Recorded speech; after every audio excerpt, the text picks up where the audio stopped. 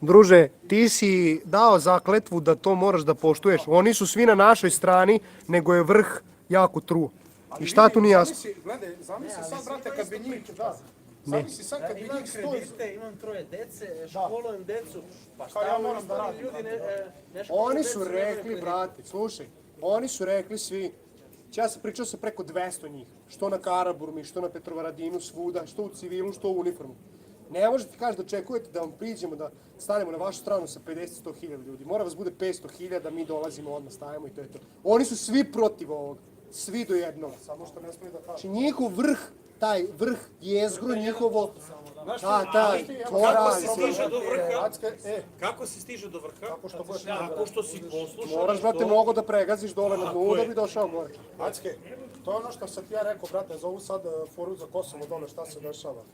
Prvo, kad bi se i krenulo dole... Kosovo je spinu napred režiran, čovjek, skretanje pažnje sa bitnih stvari, brate. Prvo kao, da ne bi prošli kao 99 opet. To je sve već završeno, brate. Da jeste završeno.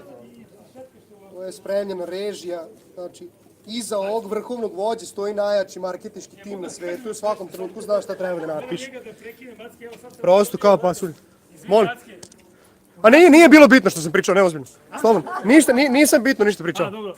Znači, moram da kažem da u našim redovima imamo, brate, znači, trudnice ove ovdje, znači, 10 dana ima do porođaja, one s nama, brate, na ulici. Evo, pogledaj. Pozdravite. Da, ja sam to primijetio, da. Kako si profil, evo. Ovaj mali će da bude pravi. To je to.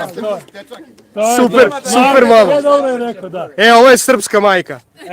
To je to. A ne one beogradske srpske majke. To je ponos. To volim da vidim. Svaka čast. Poštovanje. Poštovanje. Da. Kad budemo završili, molim vas koji ste dobili kaznu da mi se jave da pokupim prekršajne naloge, rekao mi advokat sutra odmah da mu odnese. Ajmo deca slikanje. Ajmo ceo razred, molim vas. Držite se za ruke. Lepo se igrajte.